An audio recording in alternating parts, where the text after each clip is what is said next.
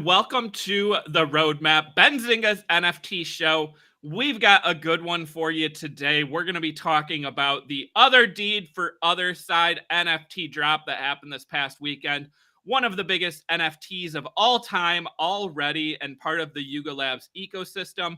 And we're going to be chatting with the co-founders of Metaverse HQ, which is one of the biggest trading and investing communities in the NFT market. So you definitely want to hear what these guys have to say. Don't go anywhere. This is the Roadmap.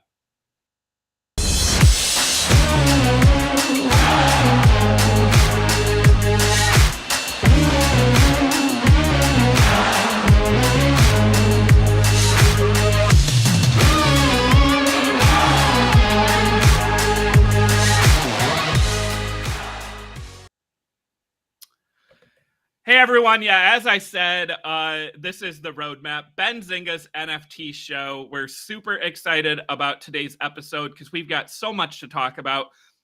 That huge mint that happened this past weekend that we've been trying to get you prepared for. We're also going to be chatting with Metaverse HQ. Very excited for that, to get some insight from people who know this market so well, which is something we always try to do on this show. But before we get into the interview, I do want to give a shout out to today's sponsor. This show is sponsored by FTX US, which is one of the largest cryptocurrency exchanges in the world in terms of trading volume and daily users. And the FTX app is used by over 6 million people to buy crypto and NFTs. No transaction or withdrawal fees. You can use your phone or computer. And the FTX US trading platform offers NFT trading on both the Ethereum and the Solana blockchains with no gas fees.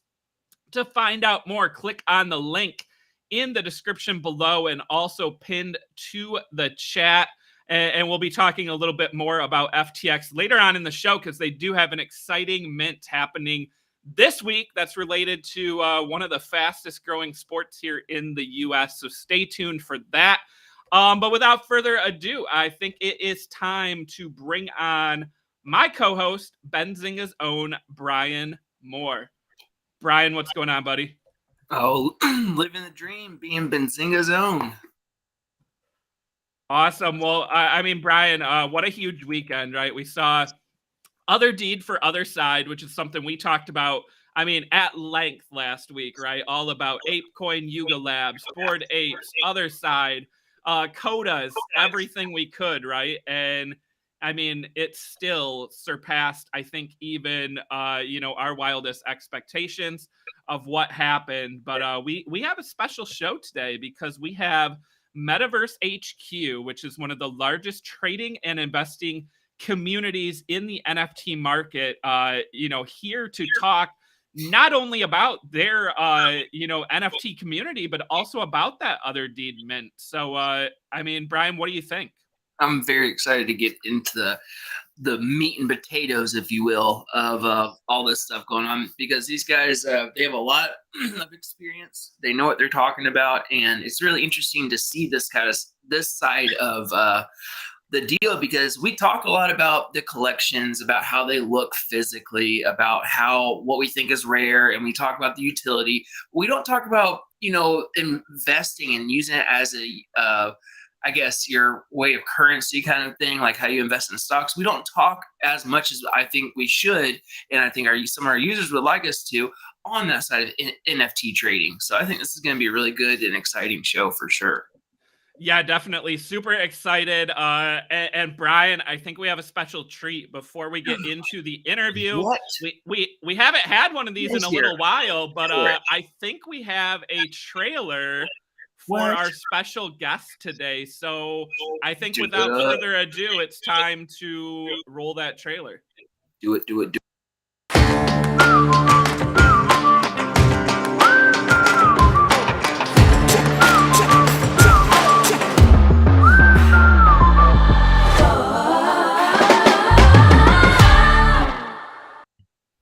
Dang, oh man, killed it with the trailer again.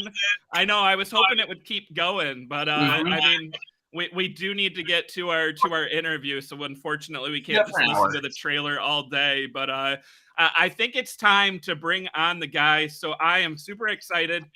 Here from Metaverse HQ, we have founder Jake and marketing lead Jacob. So Jake and Jacob, welcome to the roadmap. How are we doing today?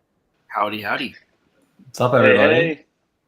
Thanks for having us. How about that trailer? I hope that kicks things off well here. Yeah, we might have to steal your graphic designer. I don't know. I mean, we hope that doesn't happen. We do like our team here.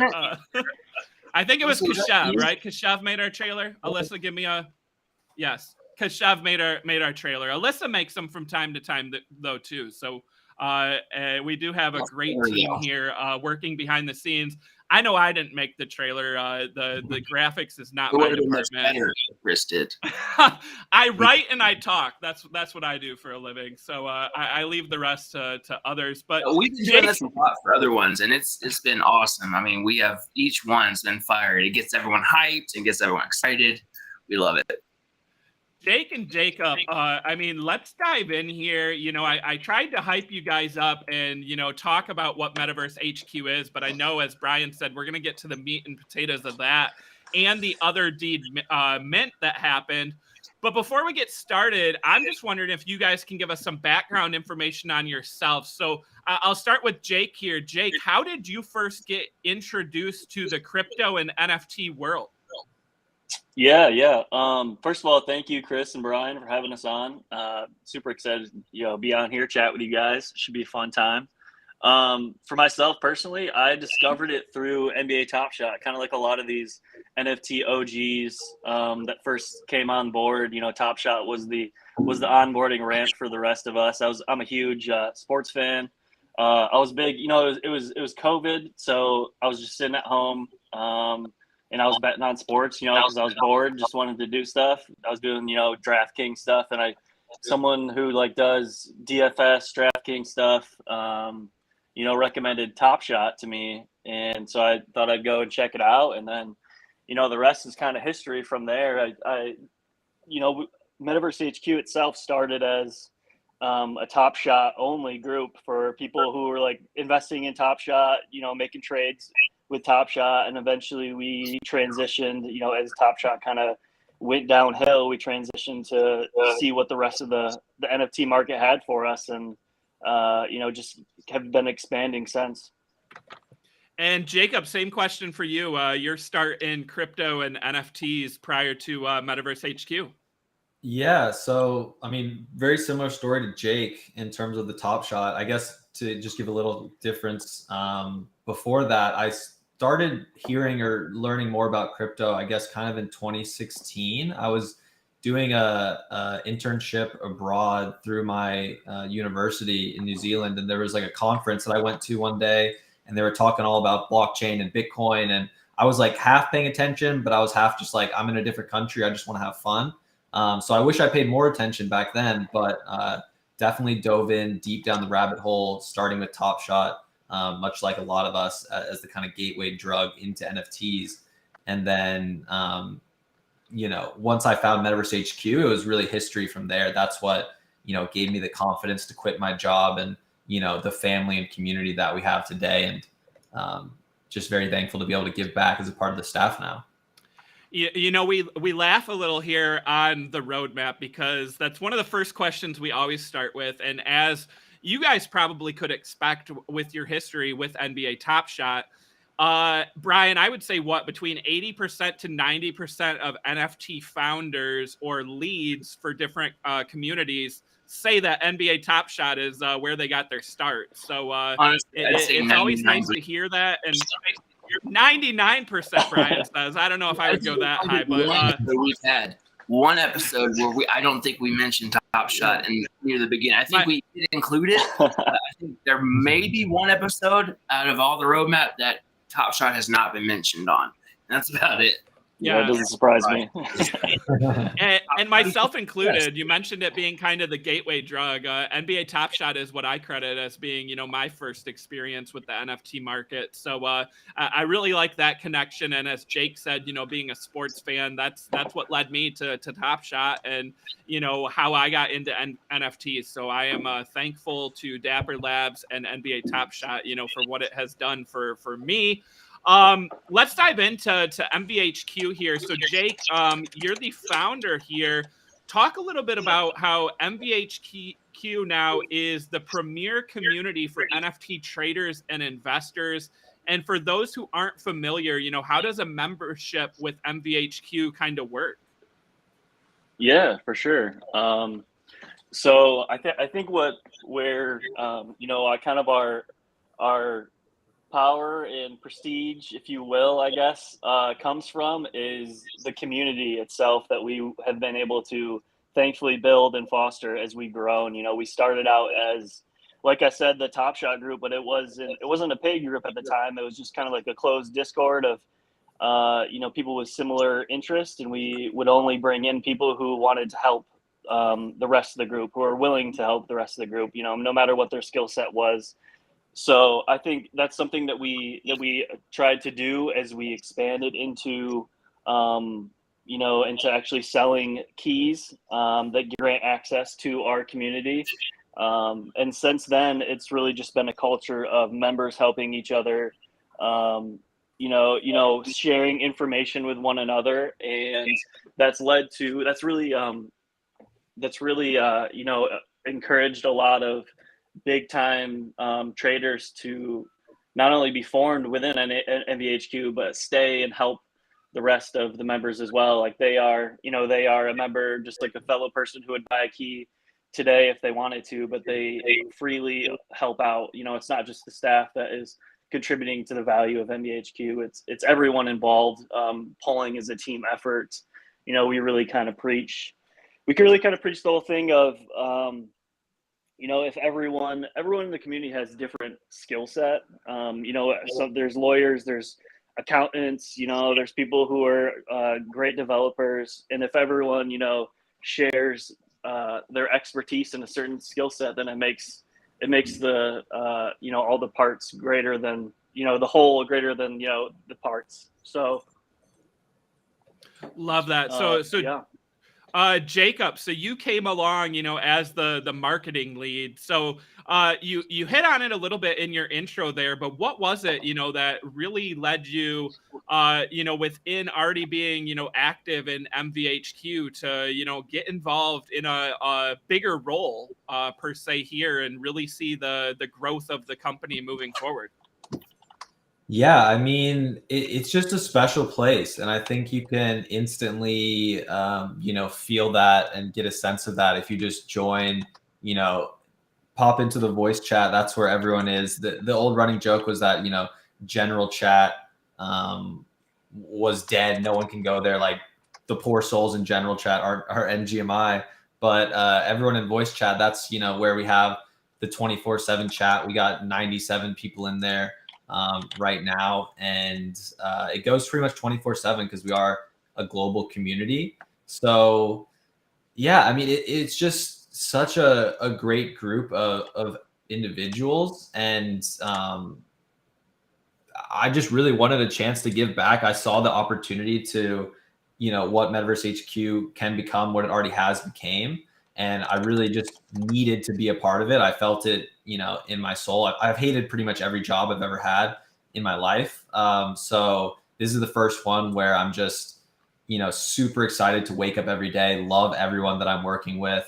And, I can honestly say Metaverse HQ and Jake have changed my life in so many ways. And yeah, I'm just excited to continue to help it grow. Awesome. Well, Jacob, I won't make you name any of those employers that you had before, because that could be a whole different conversation. But I'm excited to hear that for you, to have a job in a place, where you're excited every day. That's what I feel here at Benzinga, talking about stocks, talking about NFTs. So I can definitely feel that after working some jobs I would rather not talk about as well. Jake, can you talk a little bit about the size of the team, right? So you founded Mvhq. How many people now work with you to manage this community of 1,300 premium members? Yeah, it's funny you asked that. It seems like we're growing a new person every day. I couldn't tell you the exact number at the You can moment join right now, if but you it's guys probably still about need 30 more. plus probably. Yeah, It's got to be yeah, I'd close say to it's like probably about 30 30 at this plus. point. Yeah, Yeah. I would assume so. I think we have a full marketing team, we have a full dev team, we have a full mod team, we have the administration, we have a partnerships team, a content team. We have a lot of people working under the house, kind of to deliver value for our members. And most of them, most of the people on the team, the vast majority were members of our community first, so they understand really what the community is about, and we've had a lot of great reception of members wanting to work for us, wanting to give back and contribute. So it's been really awesome to be able to kind of give those opportunities out as well. Awesome. Well, I kind of wanted to highlight, you just mentioned it, I think, briefly, but wanted to highlight the 24-hour voice chat you guys have going on. And can you explain a little bit more what that is and why it's so important and special to your guys' group? Yeah, I think it goes back to the culture and the community that we fostered. So, early on in the days, we didn't have, we might have had a voice chat, or we were kind of one of the suggestions. I don't want to take credit for it, but I did write in the suggestions channel early on that we need a voice chat, because I just like talking to people. It's kind of like the gamer in me, just being able to socialize and do that. And I remember the first time we did it, we jumped in for like some hyped mints, back in August in the summer days. There was 40 mints a day, and 39 of them were cooks. 39 of them were profitable. So it was a pretty crazy time, and there was a lot of like very delicate information that was time sensitive that you need to go over in terms of, is it delayed? Is there an exploit? This random news pops up. And that's really what the voice chat is all about, is being able to get that information right at the source when it's happening, and have that like genuine discussion, be able to see the tones of people's voices and the intricate details of like conversation, as opposed to, just a text message where you really don't get a sense for what's actually being said. So it lets us have a lot more in-depth conversations. And then going back to the culture point of it, like it's the most polite, like well-mannered voice chat I've ever been a part of in my life. Like people are almost too polite, where it's like gets annoying at some points. But no, it's just crazy. It just goes to show, like, props to a lot of the people who started early, like JJ and Connor. Jake can probably talk about it more, but it's been beautiful to see us be able to maintain that. Yeah, no, well said. And just to give you an example, like if there is a hyped up drop for like other side, then we will go dark, is what we call it, where the radio, it's basically radio silence on the voice chat. And we have specific people calling out, how many pendings are going through on the contract. Has the contract gone live yet? They'll only give, relevant info for the drop. So it's easier for people to follow along in real time if they don't have 5 different tabs open on their computer. It's honestly a beautiful thing. I think that shows like the true value of our voice chat when it's game time and the mint is on the line and we have to execute fast. Our voice chat really gets it done. Yeah, and talking about example, I think we're going to get into more later with the other side and the other deeds. Like that was a perfect example of like Mvhq at its finest. I think we had close to like 600 people in the voice chat at one time, and there wasn't really anyone talking over each other at any point. Everyone's telling each other to like stay calm. We've got breakout sessions where people to like troubleshoot, like if my mint's stuck or if MetaMask is acting up or if the website's not loading. And, people are giving like specific technical advice to individuals who are having issues, and then coming back into the main chat. And yeah, no, it's just it's crazy, all the coordination that happens. Yeah, that was actually going to be one of my questions was what was it like during the other side mint? But you kind of already explained that, and for sake of time, we'll move on. But I do have one question, and this can be really short. This can be just like, the project name.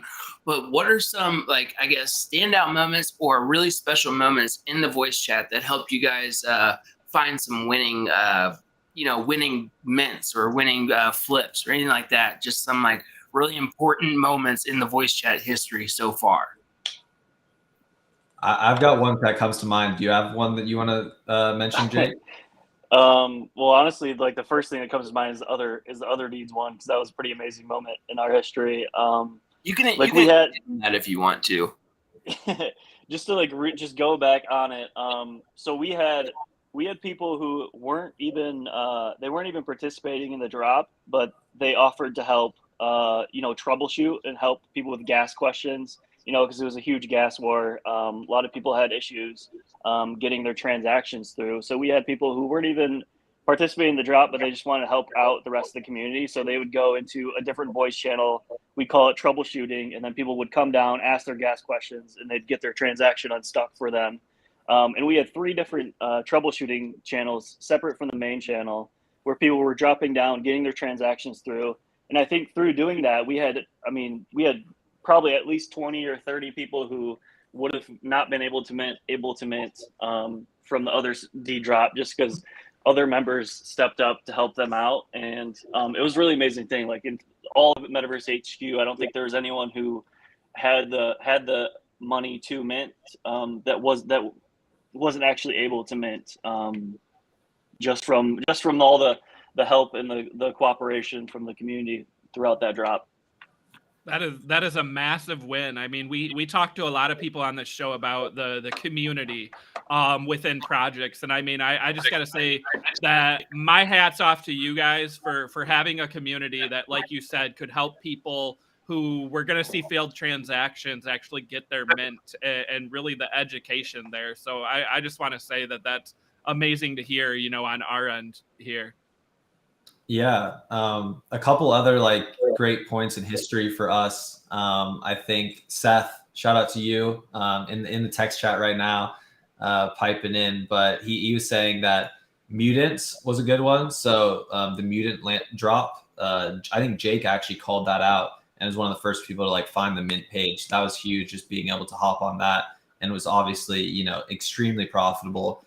Anonymize was another one, which is like a stealth drop. That's kind of like a degen mint or a night crew mint, which was a really fun thing to go through, and very innovative at the time. And then one that I personally have a strong connection to was the Sin City, which is now Mobland ARG stuff. So different puzzle competitions that Mvhq was actually able to solve first, which was a very proud moment. And then my personal favorite, not to go on too long, but there was the Little Heroes drop, which was, I'm not sure how much you guys know about that, but there was a backdoor, I don't know what you'd call it specifically, but they basically had a friends and family mint that would let you mint 50. And they also had a whitelist. So there was the whitelist that was for like, kind of the general public, but, a little bit tiered down. And I was lucky enough to win one of those whitelists. But one of our members, who it was a contract whiz, was actually able to find out that they used the same key or the same password for the whitelist for the friends and family mint. So if you were on whitelist, you basically had access to that without knowing, which is something that, no one would ever know unless they were really good at reading Solidity and smart contracts. Like, I mean, even the team that wrote the contract didn't know, right? Or they, mistakenly put it in there. And, that led to a lot of our members, myself included, being able to mint, 50 extra NFTs that were selling for, a 5X on secondary instantly. So it's just incredible, profits, incredible fortunes that you can, have come out of seemingly nothing, as long as you're just active and dedicated and participating in the community. Yeah, that's awesome. I know that both of you guys are sorry, Bored Ape Yacht Club holders. So we kind of want to see your opinion on the Otherdeed drop as a whole. We can be brief on this because we do have a lot more questions to go over, but I wanted to see your guys' thoughts. Your thoughts on the Otherdeed drop as a whole, of the land sale being the biggest NFT drop, in the history, being one of the most hyped projects in the history of NFTs, crypto in general. And then also, what are your thoughts on ApeCoin as a whole? Like, do you see more utility and more the price action fluctuating a lot more now that the Otherdeed, the land sale is done? Do you think we're going to continue this dip, or do you think we're going to see a rise and kind of a more of a horizontal pattern than the up and down that usually comes with crypto? Now that one of the biggest utilities for ApeCoin has now been released. A lot threw a lot at you. I'll start with the first part about the sale. It was while it was profitable for obviously the people who minted for the most part.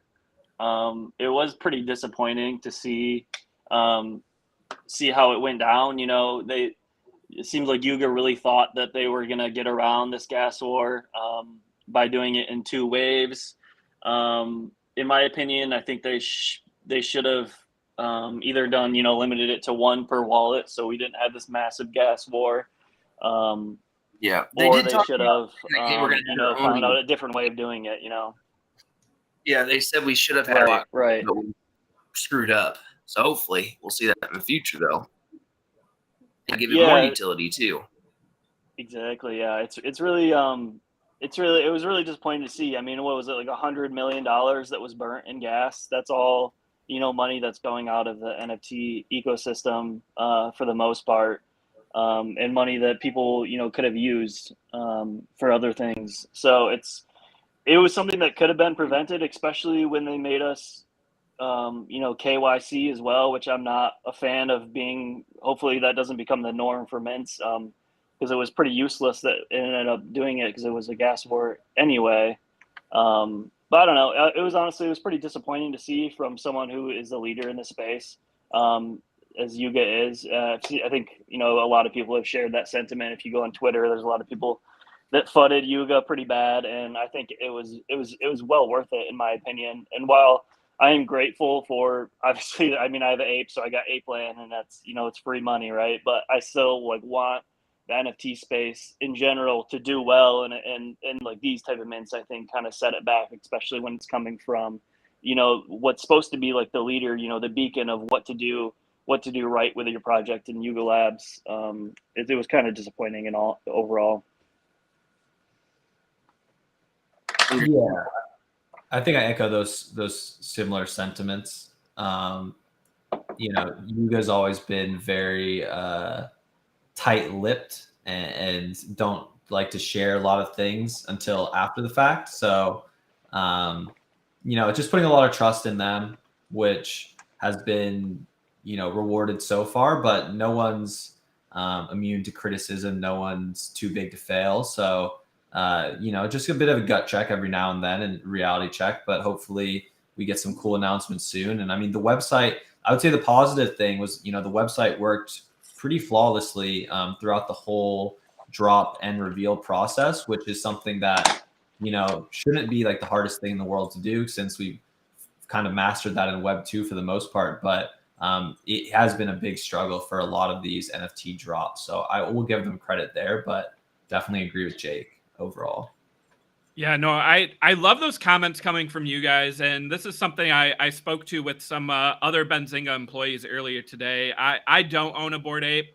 I obviously know Yuga Labs, write about Yuga Labs all the time. But to me, I kind of like seeing the criticism and the call outs that they got from people who, are in the ecosystem and own the NFTs. This was supposed to be a drop that was supposed to bring, new people into the ecosystem. But the way it was done, the huge gas war, I think it really got a lot of people from actually getting in.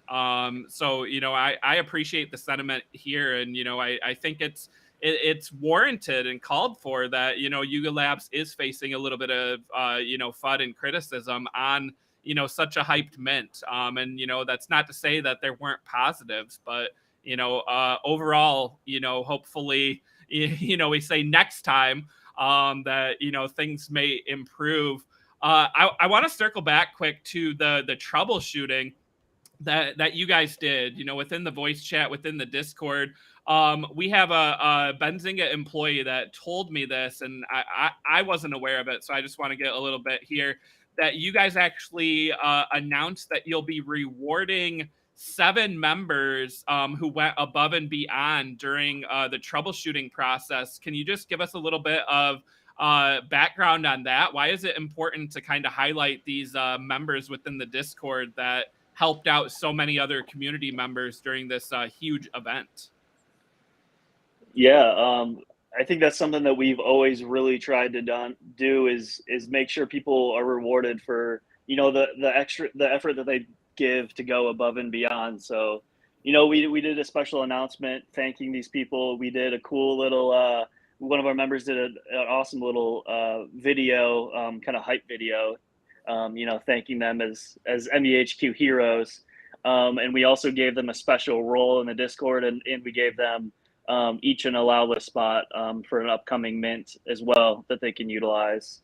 And that's just something we try to do, is recognize the people in our community, show them that we see what you're doing. We see, the hard work that you're putting in, how gracious you are with your time and effort to help our members. So we want to give back to them as well. A lot of these people don't do these acts in expectation that they're going to receive any type of reward. They just do it because they want to help out the community. So, and we love that. We want to, at least give them a little something for that. And it kind of just goes in with our philosophy. Every month we have an MVP in our community that we have the community vote on. Basically, the member who did the most in this past month to go above and beyond for the rest of the community, and we make a special announcement for them. We have one member who actually makes a rap for them, a little freestyle in their honor, which is pretty cool. And then we also give them, an MVP role and then an ETH reward as well. So it's just something that we've always really tried to done is highlight those people who are really just helping out the rest of the community and doing the most for everyone else. Yeah, you can see the little video playing now, actually. Yeah, I love this, guys. Great way to reward these community members who helped out. And as you said, it's not like they expected this, but to go above and beyond to help out people, especially during such a hyped mint. And I mean, as we're seeing on the screen, the failed transactions, the gas, everything that was encountered. So, I mean, this is awesome. So, I mean, we tried to give you guys a hype trailer to start, but whoever made this, we might need to try to steal them instead. So, but this is sweet. We won't tell you the name. Yeah, I guess I'm at a disadvantage there. So no. I'll shout out DGenZ. Yeah. I'll shout out DGenZ. Yeah. Okay, I'm gonna write that down. So awesome. Well, one of the things we like to show, and probably related to the fact that the show is called the roadmap, is kind of what's next. So Metaverse HQ has had great success. But I was just wondering if you can share a little bit, on what members of the community and people outside looking in can expect. Are there plans to increase the number of passes, the number of members in the community? Any future plans that you can talk about here for Mvhq? Yeah, so we don't really, in terms of number of members in the community, that's not really something we are looking to increase by that much, or really if at all. We haven't really released official details on our next mint for 2023 because we're kind of just fixing up the last few things before we do that. But we want to grow as a community, but we don't really want to grow as number size because it has kind of a negative effects when you're sharing alpha throughout a community. It dilutes the value of that alpha and information if there's more and more people who are seeing it. It also kind of makes it harder to rein in the culture that we have when there's more people involved in the community as well. So we really like the number that we're at right now. But what we are planning to do as we go out is increase the value that we can give to our members. Increase the benefits that come with having a Metaverse HQ pass. We've done so over the course of time. We didn't used to have allow list, for example. We didn't used to give away these allow lists for our members, and now we probably give away the highest quality allow lists, in my opinion, than any other project does, because we have a well-engineered partnerships team that we almost run like a sales team in a way, that goes out and gets these allow lists. Shout out Mitch, one of our admins, our head of marketing and strategic partnerships, for forming that team and leading that on. Yeah, there he is right there. That beautiful man. Mitch getting the shout out live on the show and his Twitter profile. So beautiful. Follow there. Yeah, follow Mitch. But yeah, so that's just an example of something that we didn't have as a benefit before, but we're constantly, every decision that we make is with the community in mind, and we don't have this set roadmap that maybe a lot of projects do, and that's for a specific reason. Is a couple of reasons. One, we don't want to get front run by other communities. There's a lot of communities that look at what we do and then copy us. We were the first alpha community to really start and sell a pass in the entire NFT space, and since then we've been looking to be the leaders, and a lot of communities have kind of copied our model in a way. So we don't want to kind of give away info until we're ready to, for a lot of things. And then another reason is we want to adapt to what the market is. The NFT space is so new. We want to go to where the opportunities are for our members. We don't want to get stuck into a plan that in maybe 3 months it doesn't really make sense anymore. Like if maybe we want to build, if we wanted to build an estate in the metaverse in Decentraland, for example, 6 months ago, that wouldn't really make sense anymore because no one uses Decentraland, right? So we don't want to get super stuck into a specific plan. We want to adapt, and we prefer to kind of drop news as a surprise benefit to our members that they weren't expecting, in terms of saying, hey, we're going to do this, and then a bunch of other communities do the same thing before we're able to get it out. Or yeah. Awesome. Well, I know one question that we did have earlier, and I know you probably can't go into too much, but maybe just if it's been considered, but we did see Proof Collective launch a PFP for their holders. Has that been a consideration at all to do a PFP of sorts for the 1,300 community members? I'm not sure if you guys can share, but maybe just has it been a consideration at all? Yeah, we've gotten that request many times. It is something we considered. It's definitely not off the table. We may do it in the future. It's just how we do it is kind of something we're working through. But it's definitely a possibility. But no concrete plans as of right now.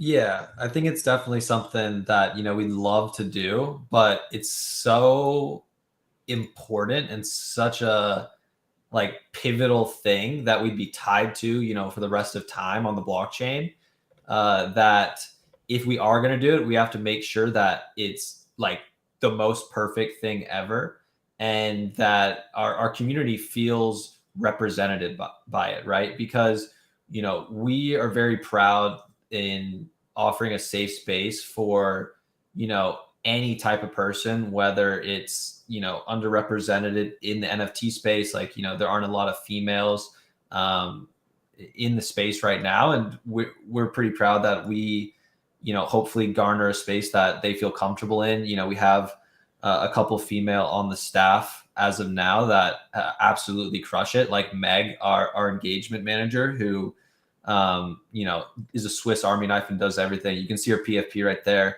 but she handles a lot of the consultation side of things. And, you know, we want to make sure that everyone feels represented, because right now a lot of the PFP projects are very heavy male, you know, gender centric. Awesome. Brian, I think over to you here. Sorry, I was keeping my mic muted because I keep on getting the reverb. But I wanted to kind of touch on Twitter Spaces a little bit with you. At Benzinga here, we do quite a bit of Twitter Spaces. I personally also host quite a handful of them, and we have different departments doing different ones. And we think that it's more than it's invaluable and very important to keep your community engaged and interact with them. And Twitter Spaces is probably the best way to do so. Why do you guys think that Twitter Spaces is important, and what are some that like? Do you guys hold them regularly? How do you guys handle them? Yeah, I can maybe take that one. So Twitter Spaces, I've been pretty critical to NFTs for some time now. I would say maybe even more so when things were more spread out, or people were still kind of figuring out their lay of the land. So, I mean, I would say Twitter in general is, you know, the #1 space for NFTs.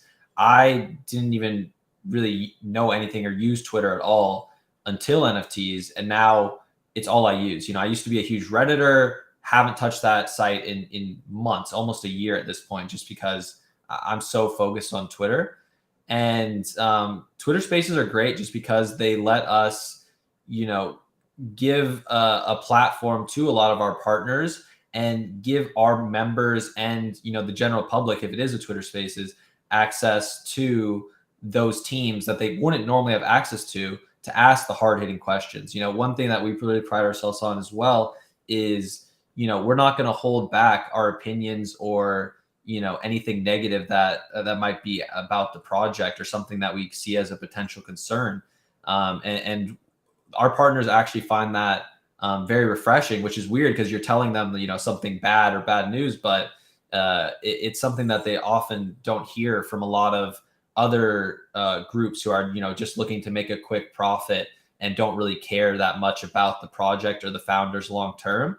That's totally against our ethos. We're very much about, you know, we have a heavy vetting process, and anyone who does make it on our partnership list, like it's a very coveted spot. And we're looking for those long-term partners that are building to stay and looking to educate and innovate and bring new people into the space. And Twitter Space is just a great platform to, you know, explore that with them while providing a lot of value and education to our members.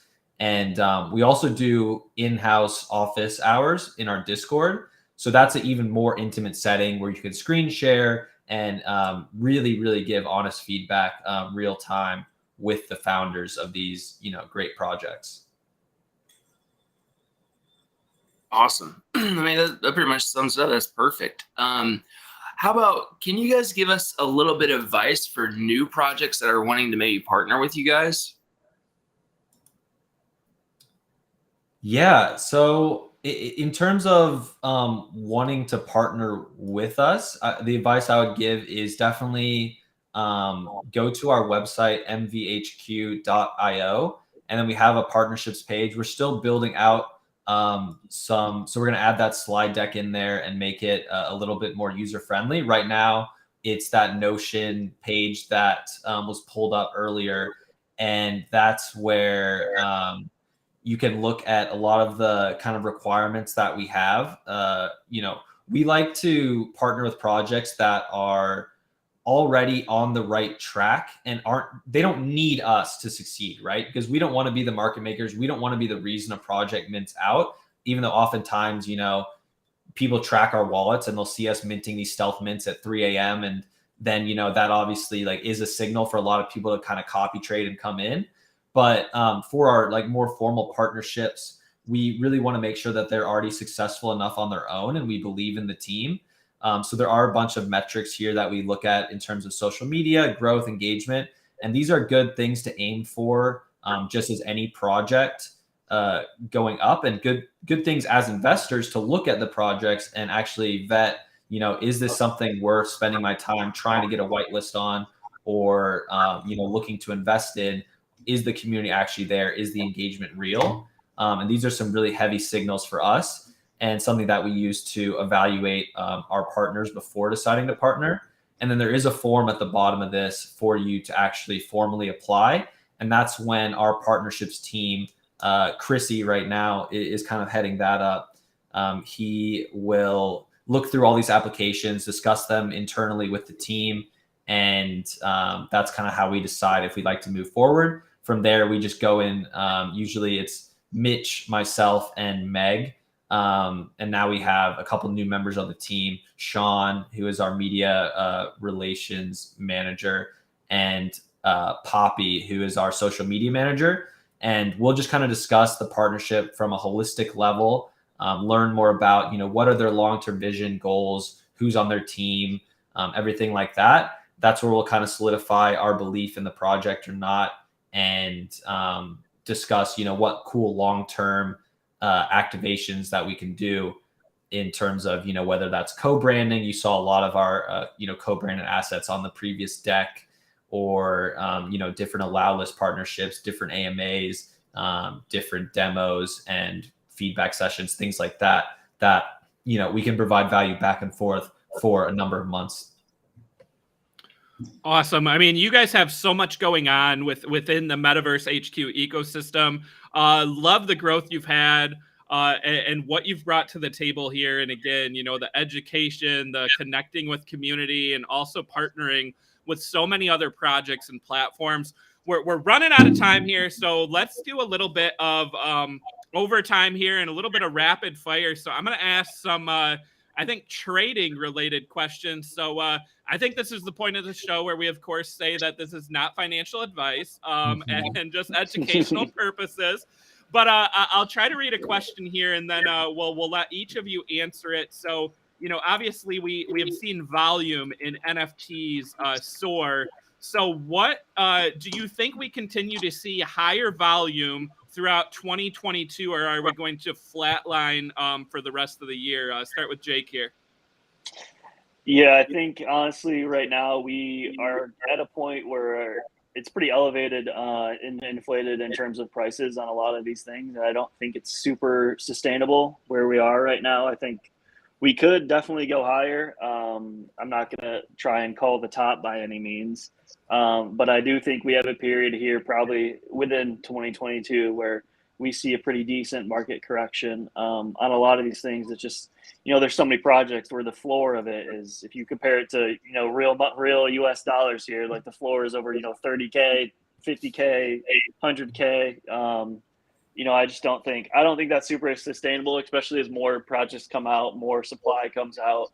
You need that new demand to come in. So, personally, I think we can expect a correction here within 2022. Jacob, same thing.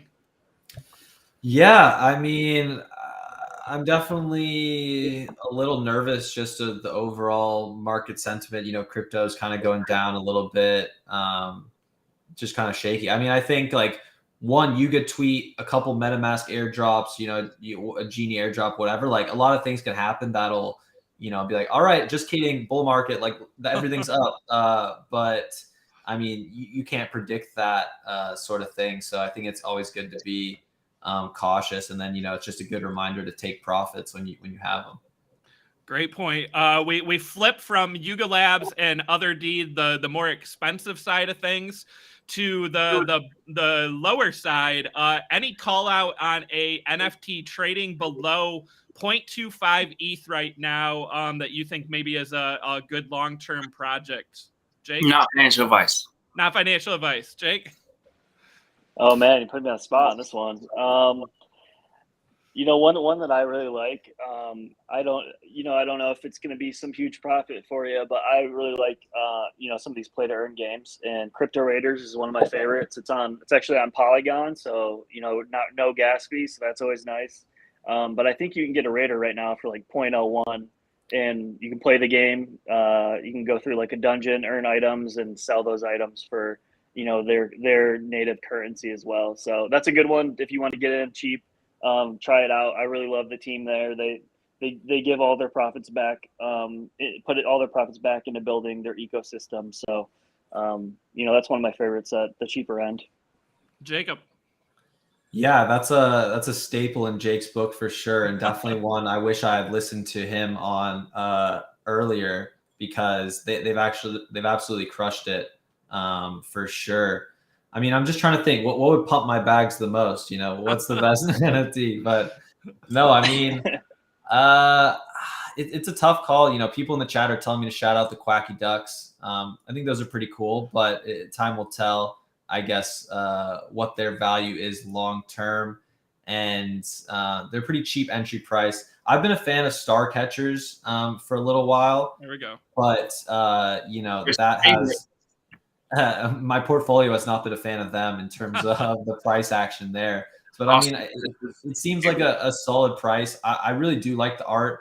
I was pretty bullish on the team to begin with, so it's kind of just up to them to deliver at this point. Kind of just holding my breath, but yeah, I wouldn't say like I'm not investing anymore. I've already got enough for me, so I'm just kind of waiting to see what happens. But yeah, that's a project that I hope does well moving forward. Awesome. Yeah, we did a NFT bracket challenge for March Madness, and Star Catchers, they seem to have a decent community, because I think they actually ended up in like the Elite Eight or Final Four, despite being like a double-digit seed. But that was a bracket for fun, anyways. What is your? I'll go outside of Yuga Labs, since we talked so much at Yuga Labs today. What is your favorite blue chip NFT pick to outperform the market the rest of 2022? Easiest question ever. Jake. Oh yeah, I mean, just look at my photo right here. There you go. It's Azuki all the way for me. I'm like a huge Azuki maxi. I love what they're doing. I love their ethos. I love that they put community first. I love the art. It's my favorite art for a profile picture. I love the connections that they have. I think. It's the project that I'm by far the most, I think, bullish on in the space right now. And they've seen a nice run up recently. They got a beans reveal here in a couple days. But yeah, it's definitely Azuki for me. Jacob. Yeah, I'd echo that. I was kind of an Azuki hater at first, just because I missed it, and I was like, I mean, I was planning on buying back in. I was going to buy the dip, but there just was no dip to 10 ETH, which was just crazy to me. But I mean, I guess the art speaks for itself. Everyone, even I love the art. It looks great. I bought in, maybe around 10 ETH, and I'm sticking with that. And yeah, I'm definitely very bullish on them as well. I think it's kind of Yuga and Azuki, and don't really see anyone else in sight at the moment. Awesome. 2 more questions here before we wrap, guys. You mentioned some of these 3 a.m. events, the voice chat, the call outs. What's been your favorite degen mint of the past year? So a project that you had very low expectations on that actually blew up, and you were surprised that you ended up with a profit or a great entry point. Jake? Oh yeah, this is a good one. It's probably Fanta Bears for me.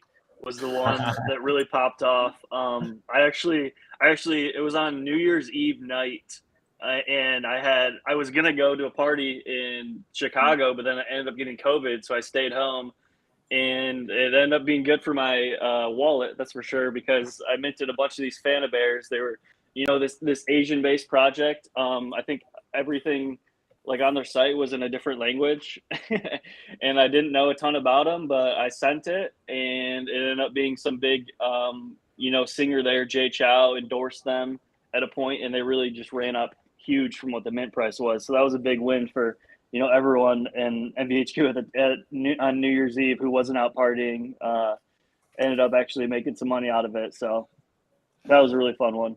That sounds awesome. Jacob? Yeah, that was a fun night for sure. My initial thought was anonymized, just because that was such an OG mint. But people reminded me about Ghazali, which I unfortunately missed because I was time rugging myself with, it was really a crazy story. We'll have to have another talk about it sometime. But Ghazali is definitely one of the historic moments in MVHQ history. Insane, just what happened that night, and in terms of life-changing things to people in other countries. All right, and last question here, and I know you guys probably don't want to answer this, but it's a fun one. We all have that hidden folder on OpenSea. Jake, what's something that's in your hidden folder? Oh God, pixel mechas. Oh, okay, there we go. So pixelized mechaverse. Pixel mechas. That I'm sure those are worth a lot of money right now, right? Yeah, those are probably negative money. I probably have to pay. Yeah, they never ended up revealing, so it was a huge rug. But what are you gonna do? Yeah. Whoops. You win some, you lose some. Jake, what's in your hidden folder? Yeah, so I'm looking through it now. Pixel Mechas is a great one. I don't know how that one failed, honestly. I was so bullish on that. But House of Goblins has to be my number one hidden folder gem. House of Goblins for sure. That was Nice. a crazy ride. Awesome. Well, guys, this has been so much fun. We're out of time, but we'd love to have you back on a future episode, and maybe we could do a live mint together or something, and show off what Mvhq is all about. But for anyone who doesn't know Metaverse HQ, you can find the links in the description below, including how you can get into that Discord, how you can follow Jake and Jacob both on Twitter. So Jacob, thank you so much for taking time, out of your day and joining us on the roadmap. And we look forward to talking real soon. Awesome. Thank you, Chris. Thank you, Brian. Thank you, Benzinga, for having us on. Much appreciated. It was a lot of fun. It always is. Yeah, it was a great time. Yeah, thank you all so much. We'd love to come back. And I know Mitch is feeling huge FOMO right now, so you guys got to get him. Mitch. All right. Well, we follow Mitch on Twitter now from the Benzinga account. I follow him from mine. So Mitch, next time we'll have to have you on as well. So the more the merrier. So guys, this was great, and enjoy the rest of your day. Awesome. Yeah, we'll definitely have you guys on. Maybe we can do a Twitter space soon. Oh, and Twitter Spaces, we can sit there on we Twitter go. Spaces. Yeah. Sounds great. Awesome. Thanks, guys. Awesome. Well, I'm going to pull Jake and Jacob off the screen. Brian, holy cow. That was so much fun. So much information. I really like the rapid fire questions there at the end. Hearing about some of these, we should. Some of these projects under point 2, what project are you most bullish on? I mean, that hidden folder question. That was great. Project. I'll have to look into it. It sounds like it's just a big rug. I mean, I don't know if I would want to share, all my hidden folder projects as well. So hats off to Jake and Jacob for sharing those. Brian, we're out of time. We've got a show tomorrow, 2 p.m. Eastern time. I know we're going to be going through news and headlines. I did just want to preview, hey, we started this interview talking about NBA Top Shot, right? And connecting sports to the NFT market. And I know one project that I'm excited about this week is coming from our sponsors, FTX. They're actually doing Formula One NFTs. So there is a huge race this weekend here in the US, the Miami Grand Prix. And you have a chance to actually bid on an auction where you will own a NFT from Lewis Hamilton's car, and you'll actually get the physical piece from the car. So you don't just get the NFT, not the whole car, Brian. That would be amazing. I wonder what shipping costs would be on that, but you get a piece of the car. And that's pretty sweet to say that. And it's the car that he drove in the Miami Grand Prix. I mean, that would be pretty sweet to flex on people and say that you own the Lewis Hamilton NFT and you own a piece of the real car. So stay tuned, because tomorrow we're going to share the details on how you can get in on the regular mint of the NFTs, and also how you can bid on the auction. So make sure you tune in tomorrow, 2 p.m. Eastern time. That's going to do it for us today. Take care, everyone, and stay tuned. Pre-market prep at the close coming up soon, where they will break down all the news and headlines for stock and crypto today. Take care, everyone, and we'll see you real soon. Get a free trial.